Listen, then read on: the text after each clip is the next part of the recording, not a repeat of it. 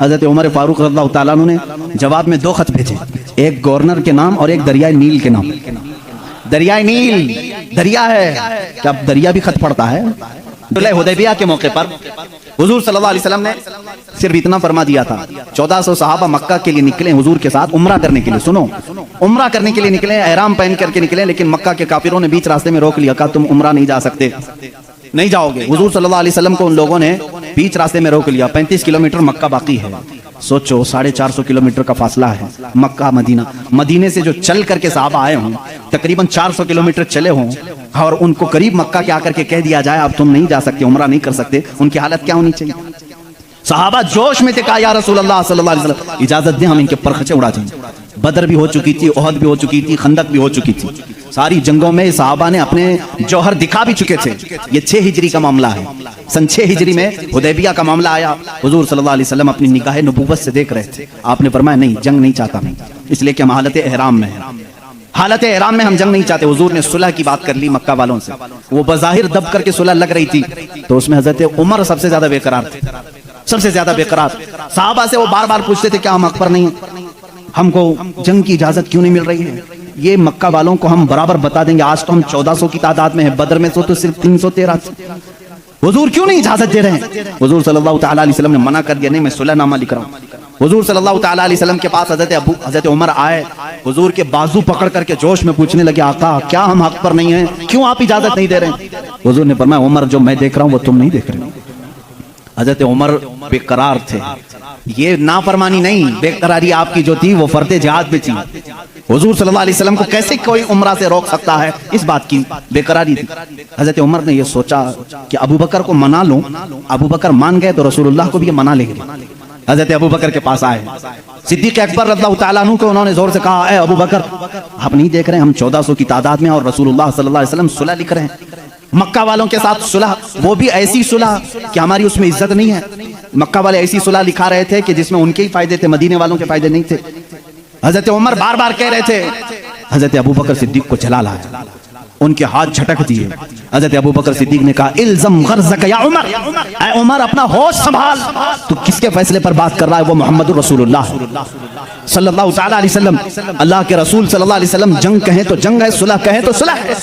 میرا ایمان ہے کہ رسول جو کرتے ہیں وہ اپنی طبیعت سے نہیں، وہ وحی الہی سے کرتے ہیں۔ حضرت عمر نے کہا اس دن مجھے احساس ہوا کہ ایمان کیا ہے، رسول اللہ کی ہر بات کو منعن تسلیم کرنا، یہ صدیق اکبر سے سیکھو۔ اس صلح کو حضرت عمر نے تسلیم کیا، یہ صدیق اکبر رضی اللہ تعالیٰ عنہ کی ذات طیبہ تھی۔ میرے عزیزو اگر انہی پر پوری بات ختم ہو جائے گی، میرا وقت نکل جائے گا۔ سیدنا ابو بکر صدیق رضی اللہ تعالیٰ عنہ تقریباً 2 سال اور چند ماہ آپ نے خلافت کے امور کو سنبھالا، اور آپ کی عمر مبارکہ 60 سال سے تجاوز کر چکی تھی، 63 سال کے قریب آپ کی بھی عمر مبارکہ تھی۔ ٹھنڈیوں کی وجہ سے آپ غسل فرمائے اور اسی میں بیمار ہوئے۔ جمادی الاخر کا مہینہ تھا، جمادی الاخر کی 18 تاریخ تھی جب سیدنا ابو بکر صدیق رضی اللہ تعالیٰ عنہ اپنے چند صحابہ کو جمع کیا اور کیا وصیت کی جانتے ہیں کہ یہ میرا آخری وقت ہے، میں خلافت کو 6 صحابہ کے حوالے کر کے جا رہا ہوں جو عشرہ مبشرہ میں سے تھے۔ حضرت عثمان تھے، حضرت علی تھے، حضرت عمر تھے، حضرت طلحہ تھے، حضرت عبد الرحمن بن عوف تھے، یہ صحابہ سعد رضی اللہ تعالیٰ عنہ تھے، یہ صحابہ کے حوالے کر کے جاتے ہیں، یہ آپس میں جس کو خلیفہ بنائے اے مسلمانوں تم اس کو خلیفہ مان لینا۔ دیکھیں خلافت کے معاملات کیسے چل رہے ہیں، وہ میں آج آپ کو ڈیٹیل میں لے جا رہا ہوں۔ یہ 18 جمادی الاخر کی تاریخ تھی جب حضرت ابو بکر صدیق رضی اللہ تعالیٰ عنہ اپنے گھر والوں کے ساتھ بیٹھے، آخری وصیت یہ کرتے ہیں میرا انتقال ہو جائے، مجھے غسل دیا جائے، کفن دیا جائے، تو دفن کرنے سے پہلے میرے جنازے کو رسول کریم صلی اللہ علیہ وسلم کے حجرے کے سامنے لا کر رکھنا۔ حضور صلی اللہ علیہ وسلم کا مزار اقدس کہاں تھا؟ عائشہ صدیقہ کا حجرہ تھا، اور دروازہ لگتا تھا، وہ ایک کمرہ تھا، دروازہ تھا۔ حضرت ابو بکر کہتے ہیں اس دروازے کے پاس جنازے کو لا کر رکھ دینا، اور خبردار کہیں لے جا کر کے اٹھا کر دفن نہ کرنا، بلکہ باہر کھڑے ہو کر کے اجازت مانگنا۔ اے اللہ کے رسول، تمہارا رفیق، تمہارا دوست آپ کے بغل میں دفن ہونے کی اجازت مانگتا ہے، اگر رسول کریم صلی اللہ علیہ وسلم اجازت دے دیں تو مجھے حضور کے پہلو میں دفن کر دیں۔ یہ ہو سکتا ہے میرے عزیزوں، اس بات کو شاید وہاں بھی سن رہے ہوں گے تو تڑپ جانا چاہیے کہ صدیق اکبر نے یہ نہیں کہا، صحابہ نے بھی یہ نہیں پوچھا اجازت، قبر والے سے کیسے اجازت؟ وہ رسول پاک قبر میں ہے، اور کہنے والا کوئی عام آدمی نہیں، ابو بکر صدیق ہے، خلیفۃ المسلمین ہے رضی اللہ عنہ۔ صحابہ نے بھی کچھ بھی کہا نہیں، ٹھیک ہے، سب کو شاید عقیدہ وہی تھا جو آج بریلی کے امام نے ہمیں دیا ہے۔ صحابہ کا عقیدہ وہی تھا، تو زندہ ہے واللہ، تو زندہ ہے واللہ، میری چشم عالم سے چھپ جانے والے. اسی لیے انہوں نے نہیں کہا، پوچھا نہیں. وفات ہو گئی، غسل کے بعد، تجہیز تکفین کے بعد جنازہ لایا گیا، اور ان کے مطابق صحابہ نے دروازے کے باہر کھڑے ہو کر کے پوچھا بھی، اے اللہ کے رسول، آپ کا رفیق، آپ کا خلیل، آپ کا یار غار آپ کے پہلو میں دفن ہونا چاہتا ہے. صحابہ کا عقیدہ دیکھو، ملاحظہ کرو.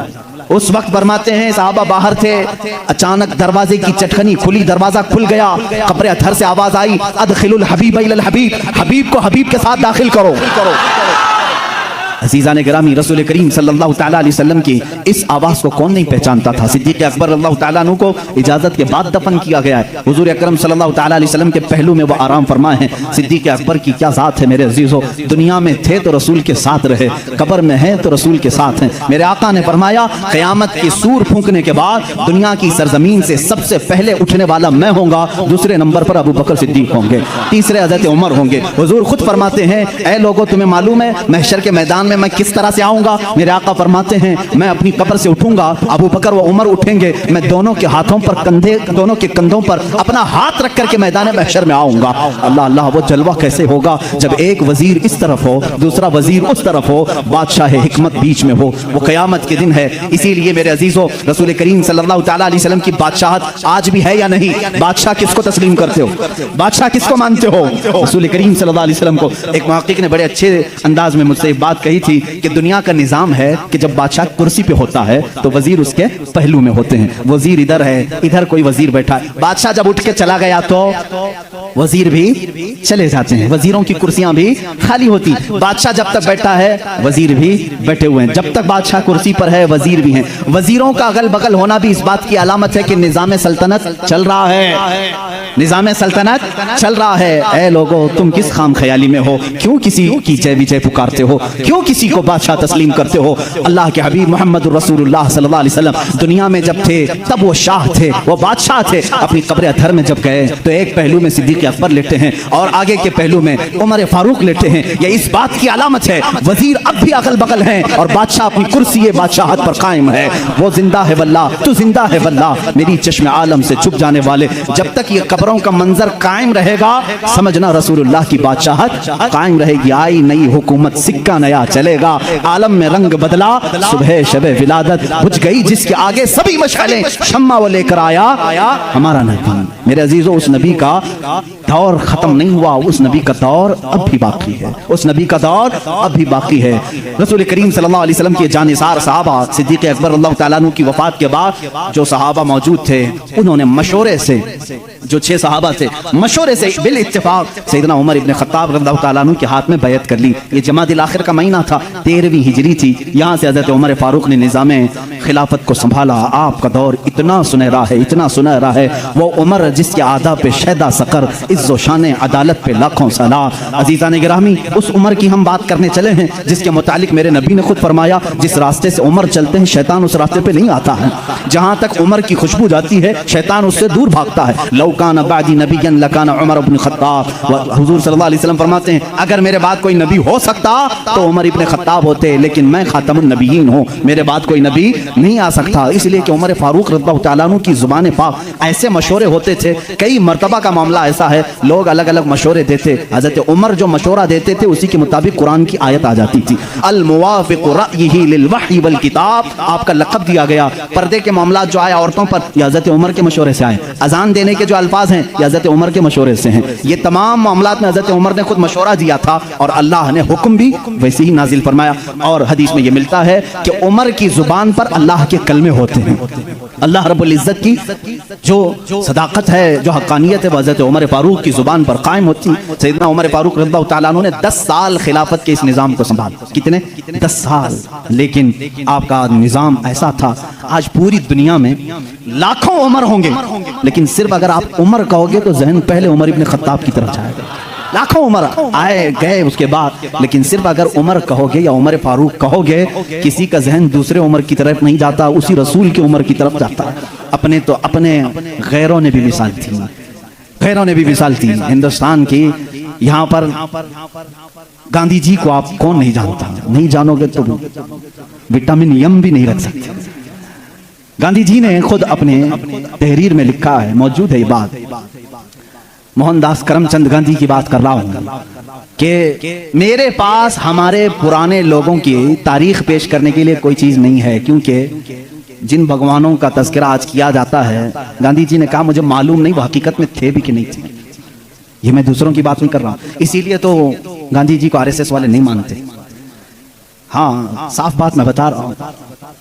उन्होंने लिखा है कि मुझे मालूम नहीं कि हमारे मजहब की जो शख्सियत हैं वो हकीकत में थी भी कि नहीं थी, लेकिन हिंदुस्तान की पार्लियामेंट अब कायम होगी तो जो भी संभालेगा मैं उसको दो नाम दे सकता हूं कि उनकी तरह संभालो, एक अबू बकर दूसरे उमर का। कहा कि ये दो नाम खाली ख्याली नहीं है, फील्ड पर थे और करके दिखाया है। गांधी जी पढ़े लिखे आदमी थे और हिस्ट्री के वो शौकीन भी रहे, जिसकी वजह से तारीख में इस तरह की दिलचस्पी थी। इन शख्सियत का हवाला क्यों दिया, कुछ लोगों ने पूछा भी। कहा कि निज़ाम खिलाफत, निज़ाम हुकूमत संभालने का मतलब ये नहीं है कि कुर्सी पर बैठे और किसी किले की फसील पर चढ़ करके सिर्फ चिल्लाए। ये निज़ाम हुकूमत संभालने का मतलब नहीं है। निज़ाम हुकूमत संभालना अगर चाहते हो, तुम्हें अगर कुर्सी पर बिठाया गया है तो दूसरी सबसे बड़ी तुम्हारी जिम्मेदारी क्या होती है, वो ये दो खलीफा की जिंदगी में देखो। हज़रत उमर कहते हैं मैं ढूंढ करके गरीबों की मदद करना चाहता था, जो बेकस है, जो मजबूर है। मुझे मदीने में एक बूढ़ी ऐसी मिली जिसका कोई नहीं था, वो गरीब भी थी, लाचार थी। हज़रत उमर कहते हैं मैंने सोचा इस बूढ़ी की खिदमत करूंगा इसके घर में जा करके, लेकिन किसी को पता ना चले। हज़रत उमर कहते हैं मैं सुबह जब गया उसके घर पर, उसके घर का कचरा पूरा साफ था, बर्तन धोए हुए थे, उसका बिस्तर झाड़ा हुआ, लेकिन वो औरत अपने बिस्तर से उठने के भी काबिल नहीं थी, बूढ़ी औरत थी। हज़रत उमर कहते हैं दूसरे दिन मैं गया, फिर साफ सुथरा था, ये बूढ़ी औरत कैसे काम कर जाती है अपने घर के। तीसरे दिन वो कहते हैं मैं फजर की नमाज से पहले छुप कर देखना चाहता था यह औरत अपने हाथों से कैसे घर की सफाई करती, लेकिन वो कहते हैं मैं चौंक गया। दरवाजे पर एक कोई शख्स आया, कंबल ओढ़े हुए, जल्दी जल्दी झाड़ू झाड़ रहा है, बर्तन मांज रहा है, बिस्तर सलीके से लगा रहा है। अजान हुई और फौरन बाहर निकला। हज़रत उमर कहते हैं मैं इस पुर असरार खादिम को देखने के लिए आगे बढ़ा, कंबल उठाया तो वो सिद्दीक़ अकबर थे, खलीफतुल मुस्लिमीन, वक्त का खलीफा। इसीलिए तो खैरों ने मुतासिर होकर के कहा दिन में अगर वो निज़ाम खिलाफत संभालते थे तो रात को अपनी रियाया की खबरगिरी भी करते थे, रात को अपनी रियाया की खबरगिरी करते थे। यही हाल सैयदना उमर इब्न खत्ताब का है। हज़रत उमर रज़ियल्लाहु तआला अन्हु गश्त करते थे मदीने की गलियों में। एक बार तो ऐसा हुआ कि मुल्के शाम से वापस आ रहे थे, हज़रत उमर एक घर के पास रुक गए, उस घर की औरत जानती नहीं थी। हज़रत उमर इस तरह से अजनबी लोगों को पूछते भी रहते थे। ये फोटो मीडिया और सोशल मीडिया का दौर भी नहीं था कि हर बादशाह का रोजाना फोटो छपना लाजिम हो, नहीं जानते थे, बहुत सारे लोग चेहरे से भी नहीं वाकिफ होते थे। हज़रत उमर वहाँ रुक गए, उस खातून से पूछा खलीफतुल मुस्लिमीन उमर इब्न खत्ताब के बारे में जानती हो? वो कहती हाँ जानती हूँ, बहुत अच्छा आदमी, लेकिन मेरी उसको खबर नहीं, मेरी उसको खबर नहीं। कहा क्यों? कहा मुझ तक उसका गल्ला पहुंचा नहीं है, मेरे घर में भी फाका है। हज़रत उमर ने कहा उमर अमीरुल मोमिनीन वो मदीने में रहता है, तेरे तक खबर कैसे पहुंचेगी, इतनी दूर तू रहती है मुल्के शाम के रास्ते में। उस बूढ़ी औरत ने कहा अगर उसको यहाँ तक की खबर नहीं पहुंच सकती तो उसे खलीफा भी नहीं बनना चाहिए। अगर इतने दूर की किसी गरीब की खबर उसको नहीं पहुंचती तो उसे खलीफा भी नहीं होना चाहिए। हज़रत उमर उस रात इतना रोए कि उनकी दाढ़ी भीग गई। सच कहा इस खातून ने, गए बाजार से सामान खरीद कर अपने कंधे पर उठा लाए और उस औरत के घर पहुंचाया। एक घर मदीने का ऐसा भी आपने देखा जहां रात को औरत अपने बच्चों को थपक कर सुलाती थी और हांडी में कुछ जल रहा होता था, आग लगी है, हांडी में पकने की आवाज आती। हज़रत उमर देख रहे थे, आवाज सुन रहे थे, बच्चों को माँ कह रही सो जाओ सो जाओ, बच्चे कह रहे माँ तो रोजाना यही बोल के सुलाती है, 2 दिन से पक रहा है, कब पकता है, हम रात को भूखे सो जाते हैं। हज़रत उमर दस्तक देते हैं, उस घर वाली से पूछते हैं क्या मामला। कहा घर में कुछ भी नहीं। फिर ये हांडी में क्या है? कहा पानी और पत्थर रखे हूँ बच्चों को बहलाने के लिए, कि इसी आस में सो जाएंगे।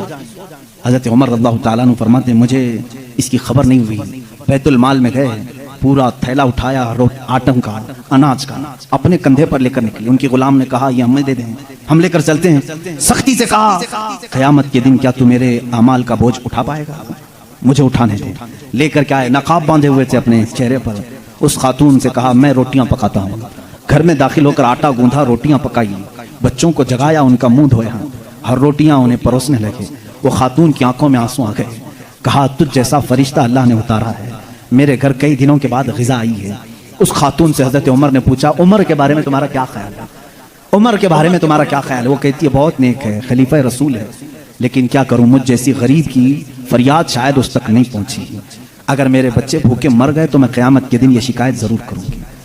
حضرت عمر ہچکیاں لگ گئیں، زور سے ہچکیاں آ گئیں حضرت عمر کو.